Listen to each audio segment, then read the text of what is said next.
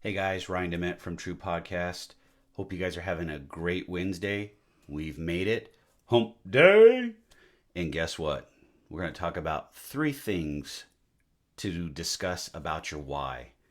We've talked about goals, we've talked about motivation, talk about change, but you got to have some why in there. And your why has to start with you. The first thing that I can tell you for myself and just my personal experience is my why starts with my passions. What I'm passionate about is translated into my business. It didn't always start that way, but that's where I've actually put myself, is because if I'm not passionate about what I'm doing, how can I be happy? The other thing is, if you're working a 9 to 5 and you're not happy with what you're doing, it's the same notion. You have to find your passion and your why. Maybe you want to go to a different industry. I don't know. But here's the thing. If you don't actually figure out what your passions are and understand what makes you happy, it won't change for you. Number two, start small. It's okay to start small, baby steps to get you to where you need to go. As long as you're moving forward and focusing on your passions, your happiness, that change, that's the other thing. You I don't know how to describe this other than we tend to put our happiness away and down deep for other reasons.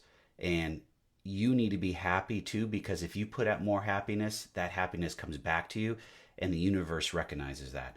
And by not being happy all the time, how can life be good? How can you be excited about what you're doing? How could you want to get up in the morning and actually go to work or create your business or become a homeowner? If you're not happy with the things that you're doing, it just doesn't work.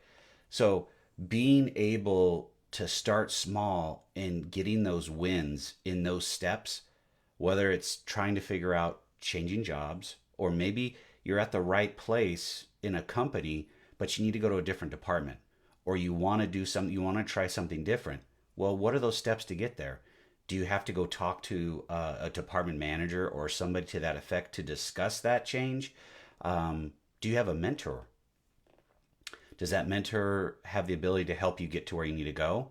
The other thing is, if your happiness and your passions coincide with your family, bring your family into it and figure out where they're at and get their support. Because at the end of the day, your happiness will translate to your family, and your family supporting you will make life even better. The other piece is, I like to say, is show value or give value.